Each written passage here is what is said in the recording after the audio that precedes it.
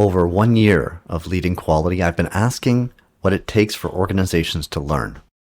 David Williams. But there's a need for organizations to have a theory about how do they approach quality as a structure and across the system. Lee Erickson.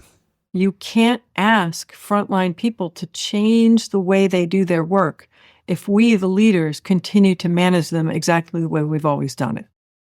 And Laura DeVoe. When we reach that level of maturity, it becomes the fabric of how we operate. And so learning becomes everyone's job.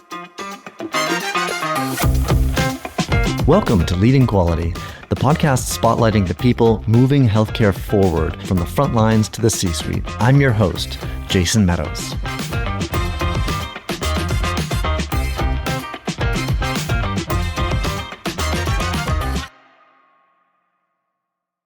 Over the past year, I've had 26 conversations on this podcast with people who have spent large parts of their careers trying to answer a deceptively simple question.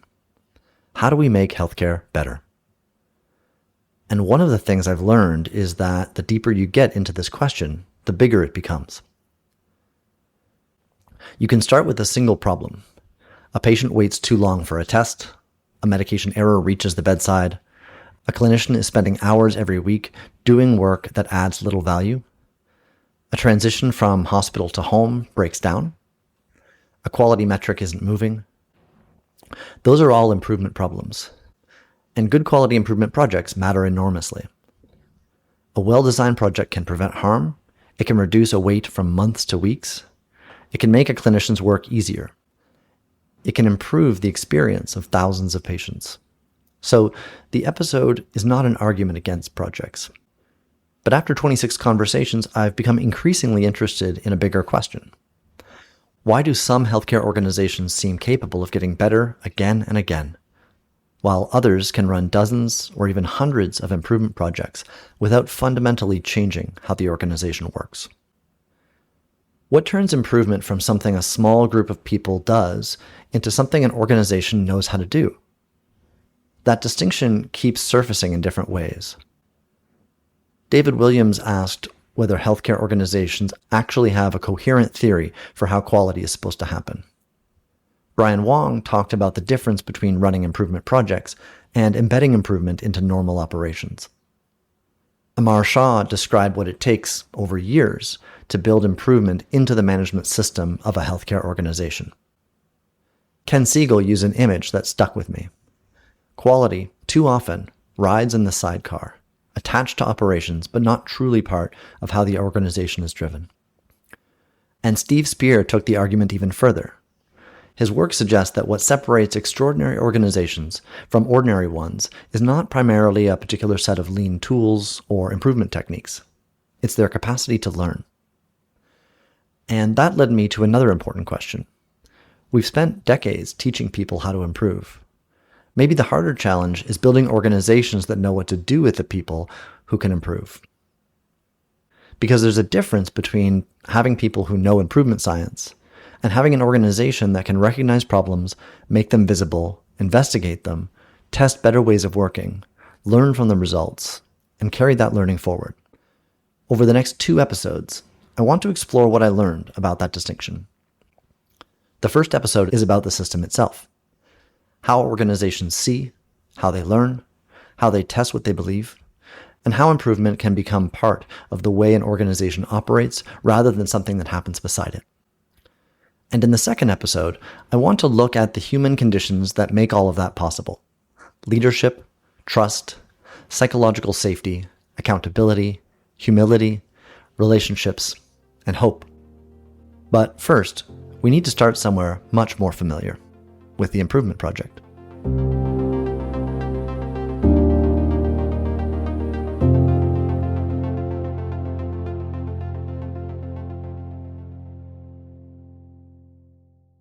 Better projects matter, but what happens after the project? There's a reason quality improvement so often begins with a project. Projects give us boundaries. There's a problem, there's an aim, there's a team, and there are measures. We test changes, hopefully something gets better, and there is tremendous value in that. But One of the clearest distinctions I heard this year came from episode 11, where I interviewed Brian Wong. I think if we're being very honest with ourselves, a lot of quality improvement still excludes a lot of patients and still fails to benefit a population of patients. But once you embed the improvement work into operations, then it does have the potential to impact every patient that walks through the door. That phrase, every patient that walks through the door, is important. A successful project may improve care for patients touched by that project. But when the underlying way of operating changes, the potential reach is much larger. And I think there's a subtle distinction here that's easy to miss. The goal isn't to stop doing projects. The goal is for projects to create learning that changes the system. Because otherwise, we can become very good at running projects while remaining surprisingly bad at becoming different organizations. A project succeeds, the team presents the results. Maybe there's a poster, maybe there's a publication, maybe everybody gets congratulated at a quality meeting. And then 6 months later, the organization has moved on to something else. The next group encounters a similar problem and starts almost from scratch. That's not a criticism of the people doing the work. That's an organizational problem. What happened to the learning? Who owns it now? How does it become part of standard work? How does another unit discover it? What happens when the original champion leaves? Or perhaps most importantly, does the organization become more capable of solving the next problem because it solved this one? Kurt Smetcher's story about physician quality improvement in British Columbia made me think about this in a different way. For years, Kurt and his colleagues focused intensely on building capability. They trained physicians in improvement science, they created protected time, they built relationships between physicians and administrators. They developed a large community of people who understood how to improve care. And eventually, Kurt described reaching a different stage in the journey. They had become good at creating capability. Now they had to figure out how to use the capability they'd created. That is a fascinating problem to have, and it raises a question that I think applies far beyond British Columbia. What happens after we train someone in quality improvement? We send people to courses, we build fellowship programs, we teach PDSA cycles and measurement and process mapping. We teach change management. Then they go back to their organizations where their improvement work may have to happen after hours, around the edges of their clinical work, or in structures that were never designed to use what they now know. So again, that question. We spent decades teaching people how to improve. Maybe the harder challenge is building organizations that know what to do with people who can improve. David Williams pushed this another level higher. His question was not simply whether an organization has improvement expertise. It was whether the organization has a theory of quality. In other words, how do we actually believe improvement happens here? Who is responsible for it? How are priorities chosen? What is the relationship between the quality department and operations? How does frontline knowledge reach leaders? How does learning from one part of the organization travel to another? How do we know that a change actually made things better?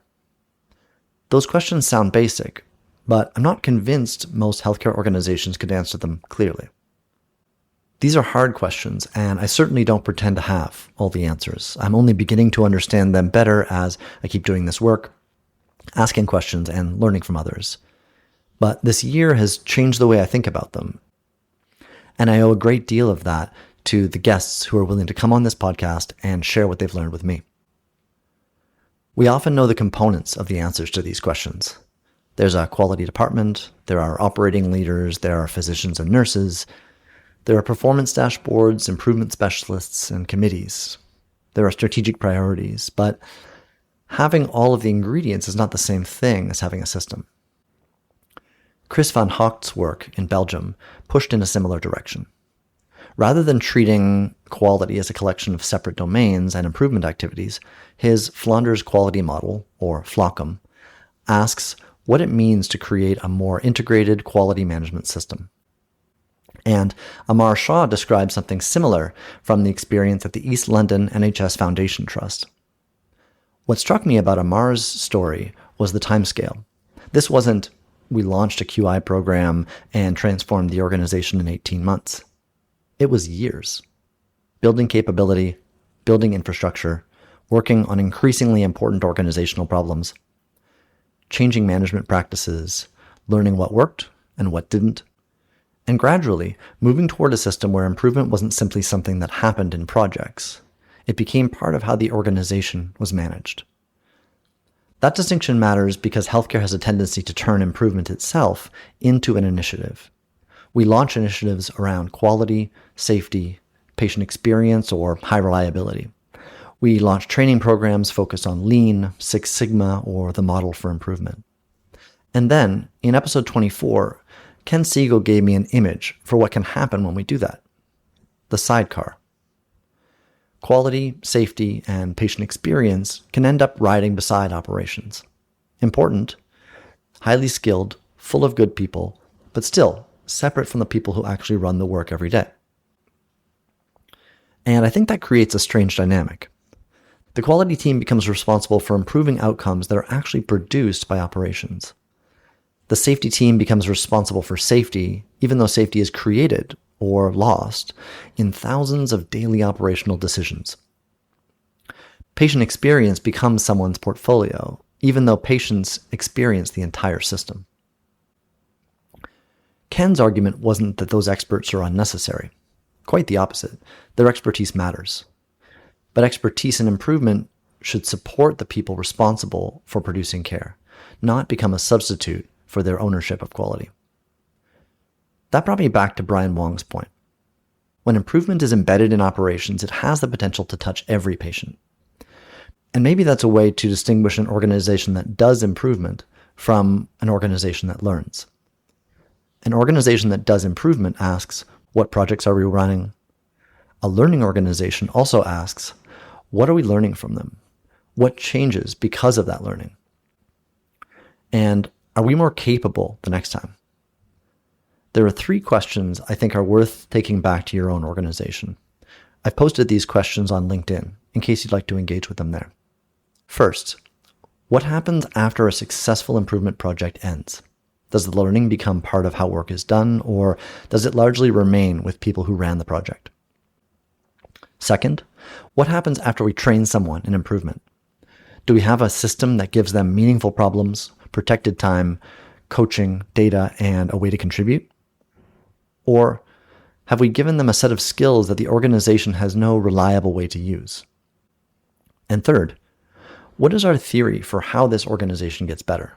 Not our quality strategy document, not our list of annual priorities. What do we actually believe happens between identifying a problem and learning our way to a better result? Because once you start asking that question, another problem becomes obvious. Before an organization can learn from a problem, it has to be able to see the problem. And that turns out to be much harder than it sounds.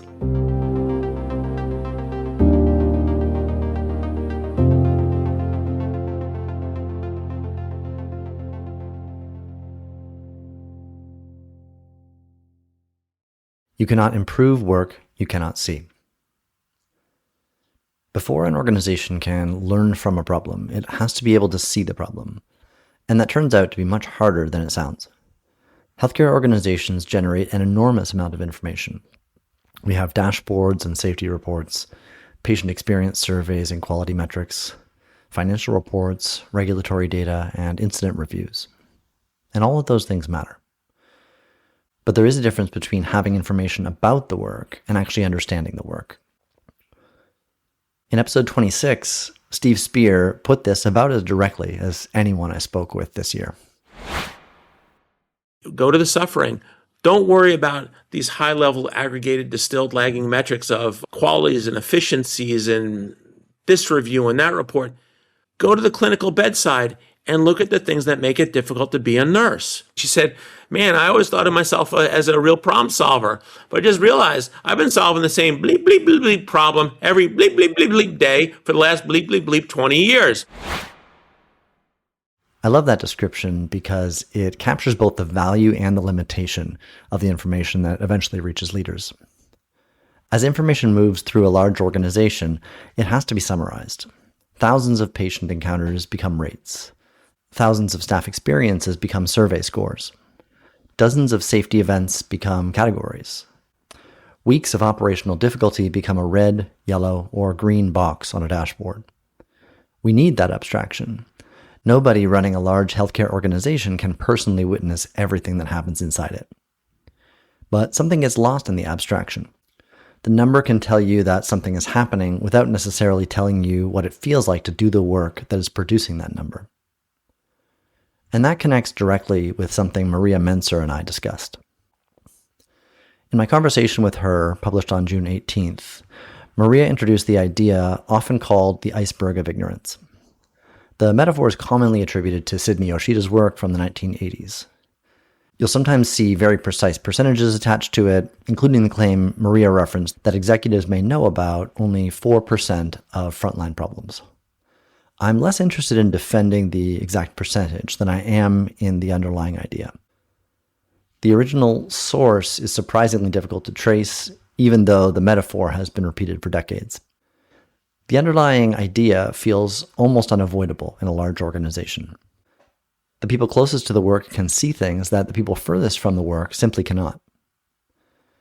And I've come to picture this as two lines moving in opposite directions. As you move upward in the organization, your authority generally increases. You have more ability to allocate resources, change policy, set priorities, and remove barriers. But at the same time, your direct visibility into the work tends to decrease. So the higher you go in the organization, the more authority you have, and the less of the actual work you can see. That isn't a criticism of executives. It's a structural problem.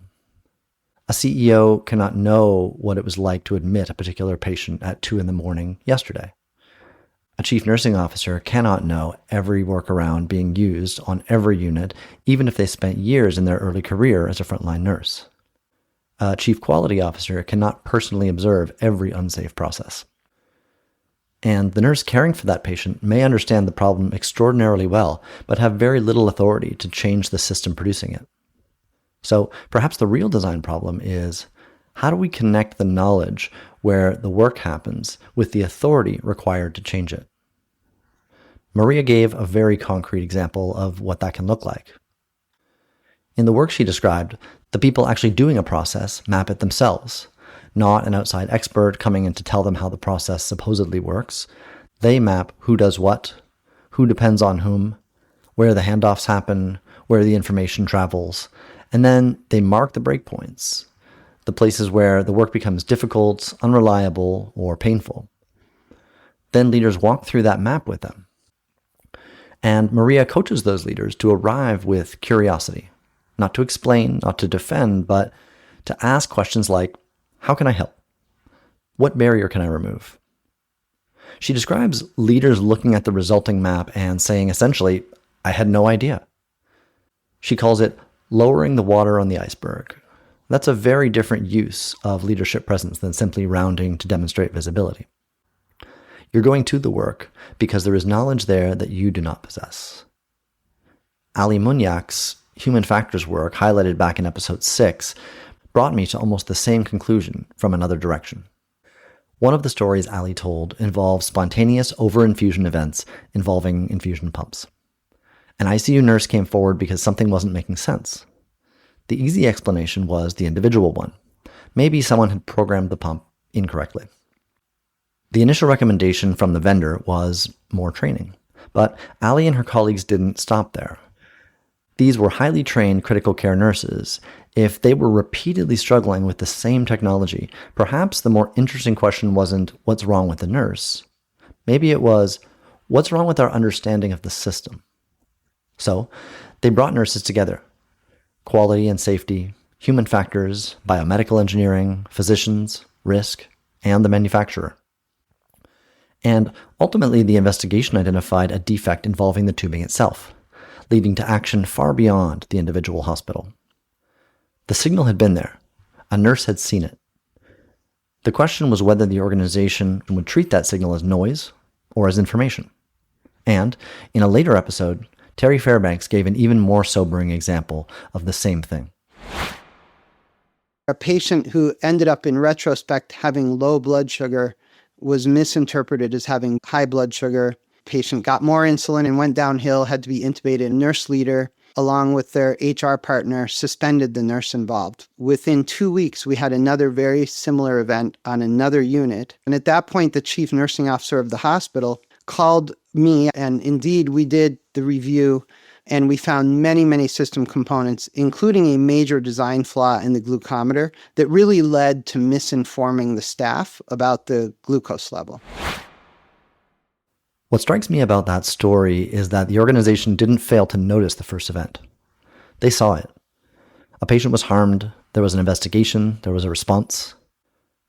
The problem was that they misunderstood what they had seen. They interpreted an event produced by a complex system primarily as a failure of an individual. And because their explanation was incomplete, the danger remained. That may be one of the most important distinctions in this entire episode. Seeing an outcome is not the same as understanding the system that produced it. And I want to put an important counterweight here, because otherwise Steve Spear's plea that leaders should go to the suffering can become kind of a false choice between measurement and observation. Khalil Sibji, who joined me back in October of 2025, opened our conversation with an extraordinarily strong defense of measurement. His argument was that if we want to deliver quality care, we have to keep measuring what we're doing, how we're doing it, and whether it's working. Without that, we can stagnate or even get worse without realizing it. I agree. The lesson is not dashboards are bad, go walk around instead. The lesson is that aggregated data and direct observation reveal different kinds of truth. A metric may tell you that something has changed. Going to the work can help you understand why. And the people doing the work may know things that neither the dashboard nor the senior leader knows. So there is a very simple practice I think we can take from these conversations. The next time an important metric moves in the wrong direction, resist the urge to jump immediately from number to the solution. Ask 3 questions. What is this measurement telling us? What would we need to actually see to understand the work producing it? And what do the people doing that work know that the measurement cannot tell us? Because once you've found a discrepancy between what you expected and what actually happened, you have something extraordinarily valuable. You have an opportunity to learn, but only if you know what to do with it.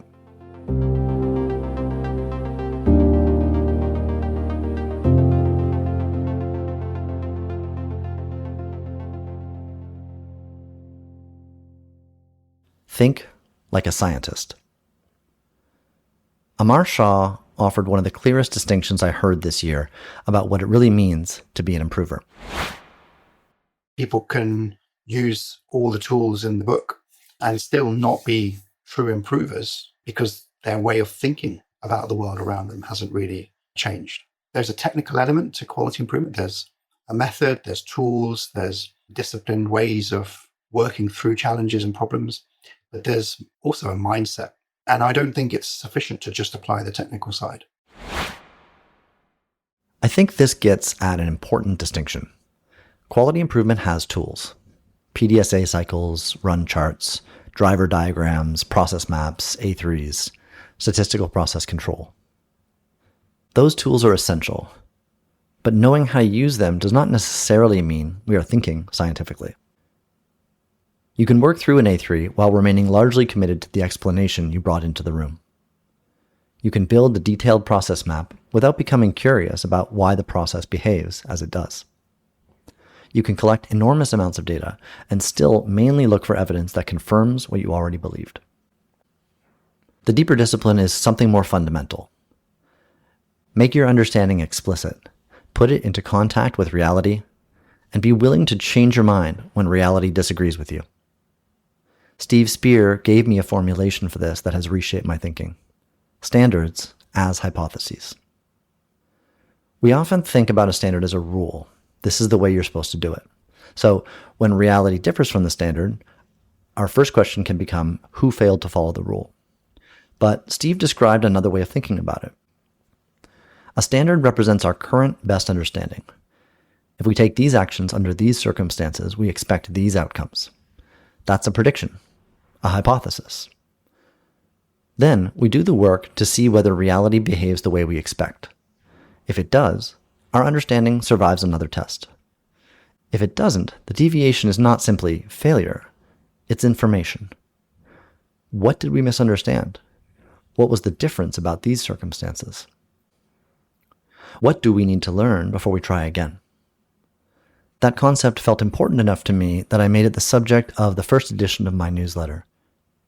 If you're interested, you can read more at newsletter.jasonmeadowsmd.com. Because there is something almost liberating about this idea. A standard can be rigorous without pretending to be permanently correct. We can say, this is our best current understanding, and we will follow it deliberately, while also saying, we expect our understanding to evolve as reality teaches us more. Rigor and intellectual humility can coexist. And Steve describes a story in his book, The High Velocity Edge, that makes this very concrete. Admiral Hyman Rickover, who led the U.S. Navy's nuclear propulsion program, asked Theodore Rockwell before a meeting to predict how he expected the meeting to end. Not because Rockwell was supposed to be clairvoyant. The point was to make his thinking visible before the result was known. What do I think is going to happen? Why do I think that? Now, if the meeting unfolds completely differently, there is something to investigate. What did I misunderstand? What information was I missing? Where was my mental model wrong? The Naval Reactors program applied the same discipline to technical tests.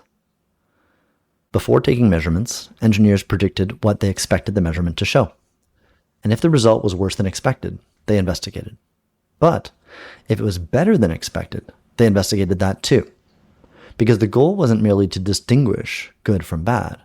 It was to distinguish, in Speer's words, quote, understood from not understood, close quote. I think that distinction has enormous relevance in healthcare. Before changing a discharge process, what do we expect to happen? Before changing staffing, what do we think will happen to workload, flow, and safety? Before trying a new clinical workflow, what results are we expecting and why? Then afterward, what actually happened? And what does the difference teach us? Lee Erickson gave me a great healthcare example of this. Her team wanted to try a discharge lounge. Lee was skeptical. She thought it might simply be a workaround for a broken discharge process. Then, the hospital hit a particularly difficult capacity day, and the team asked permission to test it. By the time they regrouped, the team hadn't just planned the experiment, they had opened the lounge. And it worked. Patients liked it. Families liked it. It helped flow. Eventually, the organization made it permanent. What I like about Lee's story is that her team changed her mind. She had spent years asking people to experiment, learn, and not assume that they already knew the answer. Then, they applied that same discipline to an area she herself doubted. She had to let reality win. Laura DeVoe described the same mindset through the language of learning health systems. Use data, use evidence, include patient and staff experience, co-design, implement, evaluate, and adapt, and then repeat the cycle. But when I asked Laura what someone could actually do tomorrow, her answer was much simpler. Ask better questions. What is the problem we're trying to solve? What do we hope will be different? How will we know? She told me that she has stopped meetings full of smart people to ask what problem they were actually solving, and discovered that nobody could clearly answer. That's not a failure of intelligence. It's a failure to make the thinking explicit. And Joshua Liu gave me the same lesson from an entirely different setting. Josh was describing the early days of building Seamless MD. Not a formal healthcare quality project, but a health tech venture aiming to support and monitor patients outside the hospital. His original idea was struggling to find adopters. Then someone suggested they try surgeons. You've kind of got to throw your idea out into the universe and see where it sticks. And often it sticks, on a part of the wall that you didn't expect. Different domain, same intellectual discipline. Reality gets a vote. And I don't think we need another improvement framework to capture this. We already have good frameworks. This is the discipline we can bring into a PDSA cycle, an A3, a leadership meeting, or almost any situation where we are trying to make a change under uncertainty. Before we act, what do we expect to happen and why? Then, what actually happened? And finally, what does the difference teach us? The purpose is not to become better at predicting the future. The purpose is to make our current understanding explicit enough that reality can teach us something. And if we do that repeatedly, improvement starts to feel less like a collection of tools and more like a way of thinking. But there is still a problem. An individual can think like a scientist inside an organization that doesn't. You can recognize the discrepancy, you can test an idea, you can learn something important, but if that learning stays with one person or one team, the organization hasn't learned. The people have. So the final question for this episode is, how do we build this way of learning into the way the organization actually operates?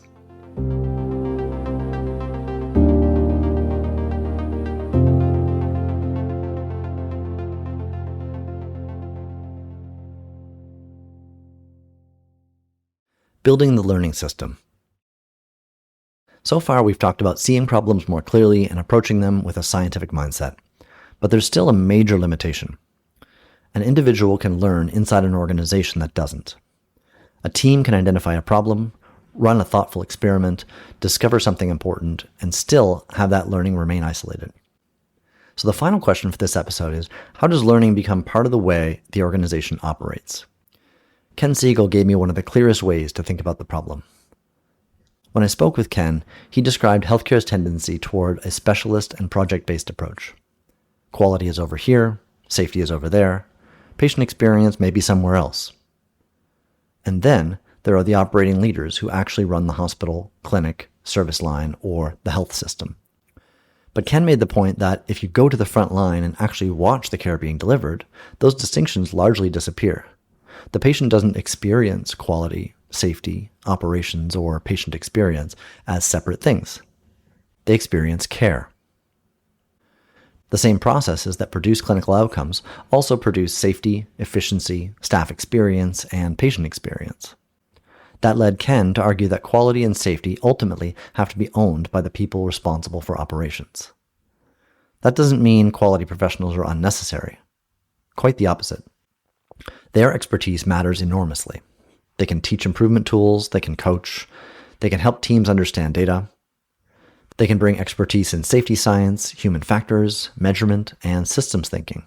But there is a difference between having expertise in quality and owning the production of quality. That's why Ken's sidecar metaphor has stayed with me. You can put exceptionally talented people in the sidecar, but they're still not driving the motorcycle.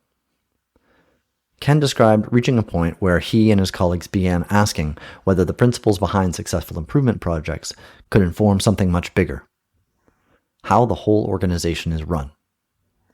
And that brings us back to Brian Wong.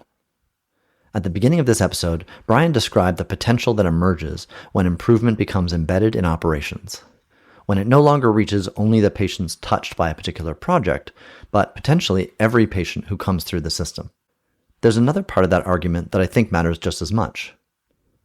Improvement also becomes less dependent on extraordinary effort, because a lot of improvement work survives through heroics.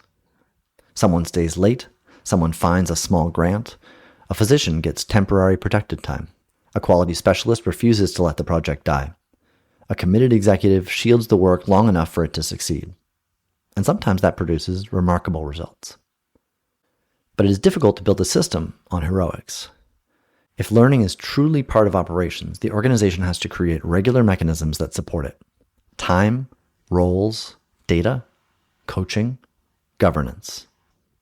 Ways of identifying and escalating problems, ways of testing changes and deciding what becomes standard, ways of spreading what is learned, and deciding what work should stop. In other words, improvement needs infrastructure, the conditions that allow good ideas to germinate, grow, take root, and spread, rather than depending on a few determined people to keep them alive. Kurt Smecher's experience leading physician quality improvement in British Columbia illustrates this well. The PQI program didn't simply teach physicians improvement methods. It created protected time, governance, relationships between physicians and the health system, a community of people trying to improve care. And after years of successfully building that capability, Kurt described reaching the next problem. How do we actually use all of it? I find that question fascinating. Imagine two organizations with exactly the same number of people trained in improvement science. In one, those people are connected to important organizational problems. They have time, they have coaching, they have access to data, they know how to escalate barriers, they can learn from one another. In the other organization, those people simply go back to their usual jobs and try to improve things wherever they can find the time. On paper, those organizations may have the same improvement capability. In practice, they have very different learning systems. This is where David Williams' question from the beginning of the episode comes back. What is our theory for how improvement happens here? Not simply, do we have the right people or do we have the right improvement method, but how do the pieces connect? If someone identifies a recurring problem tomorrow morning, what actually happens? Where does that information go? Who responds? Who has the authority to act? Can the people closest to the work participate in understanding the problem? What can they test themselves, and what requires escalation? Who helps them? How do they know whether the change worked? And if they learn something important, how does that learning reach anyone else? Those answers are part of the architecture of the learning organization. And Amar Shah's experience at East London NHS Foundation Trust reminds us that building that architecture takes time. ELF's improvement journey unfolded over years. They built capability, they developed coaching infrastructure, they connected improvement increasingly closely with strategy and management. They began using improvement methods on larger organizational priorities. And gradually, improvement became less of a separate activity and more part of how the organization operated. I think the timescale matters. Becoming a learning organization probably isn't another transformation program with a launch date and a finish line. It is the gradual development of capability. You're building the organization's ability to learn. And over time, ideally, its ability to get better at learning. Which brings me back one final time to Steve Spear. One of the things Steve found so interesting about Toyota was how many organizations copied what they could see. Kanban, just-in-time inventory, standardized work, lean tools and terminology, and yet they often failed to reproduce Toyota's performance because the deeper advantage wasn't simply the visible tools. It was the system underneath them. Problems became visible, people responded to them, they investigated rather than simply working around them. They tested their understanding, they developed better solutions, and that problem-solving capability was distributed throughout the organization rather than confined to specialists. That changes what it means for an organization to be good at quality. Maybe it isn't primarily about having an excellent quality department. Maybe it isn't even about having a large number of successful improvement projects. Maybe it means becoming unusually good at this cycle. We notice something that differs from what we expected, we make it visible, we get close enough to understand it, we involve the people who know the work, we make our assumptions explicit, we test a better way, we see what happens, we learn, and we carry that learning forward. Then, we do it again, and again, and again. Laura DeVoe described the mature version of this in a way that I think gives us the right destination. Learning becomes part of, quote, the fabric of how we operate, close quote. And learning becomes everyone's job. I like that phrase because it does not mean everyone has the same job. The bedside nurse and the CEO do not have the same role. The improvement specialist and the surgeon do not have the same expertise. The analyst and the patient do not see the system from the same vantage point. A learning organization doesn't erase those differences. It connects them. The person closest to the work may see a problem nobody else can see. The analyst may recognize a pattern that no individual clinician could detect. The improvement specialist may know how to structure the investigation. The operational leader may have the authority to remove the barrier. The patient may understand something about the experience that nobody inside the organization has appreciated. Senior leaders may be able to connect learning across parts of the system that otherwise never interact. The goal isn't for everybody to become interchangeable. It's for everybody's knowledge to become usable. So, I'll leave you with one diagnostic. Think about a recurring problem in your organization. Something people complain about all the time, and ask, can the people experiencing the problem surface it? When they do, does somebody respond? Can the people closest to the work help understand why it happens?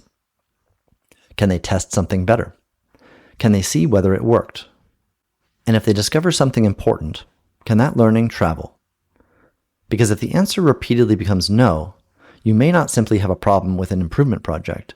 You may have found a weakness in your learning system. And after a year of conversations, I think that distinction has fundamentally changed how I see quality improvement.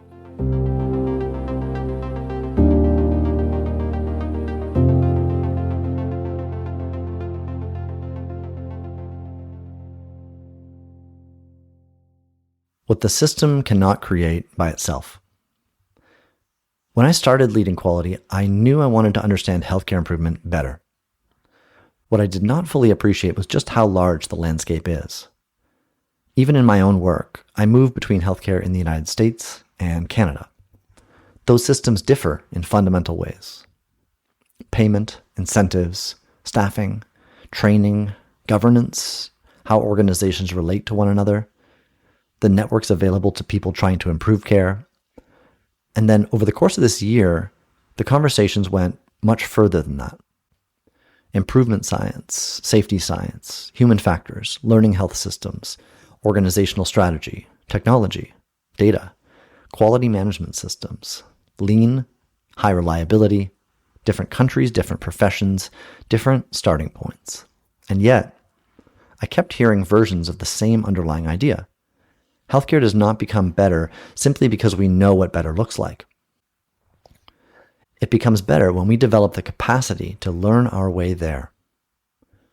That requires good improvement projects. It requires measurement and seeing the work. It requires theories and predictions. It requires experiments. And it requires organizational structures that allow what one person or one team learns to become something larger than that person or that team. But as I looked across these conversations, another pattern became increasingly obvious. None of the machinery runs by itself. A nurse has to be willing to say something doesn't make sense. A physician has to be able to admit that the solution they came in with may not be the right one. A frontline team has to believe that raising a problem will lead to help rather than punishment. A leader has to be willing to go somewhere they might hear things they don't want to hear. People have to trust one another enough to challenge assumptions. They need permission to experiment. They need support when experiments fail. And at the same time, the organization has to maintain extraordinarily high expectations for performance. That's where the technical story of organizational learning becomes a human one, because an organization can have the right structures and still make it dangerous to tell the truth. It can have excellent data and use that data in ways that cause people to hide. It can teach people improvement science and leave them without the time or agency to use it. It can talk about learning while punishing people for being wrong. And it can talk about psychological safety while never holding anyone accountable for actually doing the difficult work of improvement. Those questions came up again and again this year. Kurt Smecher told me that change happens at the speed of trust. Kimiyoshi Kobayashi challenged the idea that leadership means having the smartest answer. Paul Lambrecht described the role of psychological safety and deference to expertise in high reliability. Todd Allen talked about creating spaces where people could ask hard questions without being beaten down. Gail Grout showed how the same performance data can become either an invitation to curiosity or an instrument of judgment. Lisa Harton described combining an unwavering commitment to zero harm with a culture of learning. Abe Jacob talked about how the role of Chief Quality Officer itself has to evolve. Lawrence Yang connected improvement with agency, meaning, and hope. And others pushed the boundaries even further into clinician well-being, family partnership, technology, goals of care, and the relationship between patients and the systems designed to serve them. Those are the conversations I want to turn to next, Because if this episode has been about the question, how does a healthcare organization learn? The next question is, what kind of leadership, culture, and relationships allow people inside that organization to learn together? And I increasingly think that you cannot answer one without the other. That's where we'll pick this up in the next episode of Leading Quality. Thanks so much for listening to today's episode of Leading Quality. If you enjoyed the show, please take a moment to like, subscribe, and share it with someone who might find it useful. You can find all our episodes at leadingquality.buzzsprout.com or in your favorite podcast app. The show was written and hosted by me, Jason Meadows, edited by Milan Milosavljevic, and produced by Thrive Healthcare Improvement. See you next time.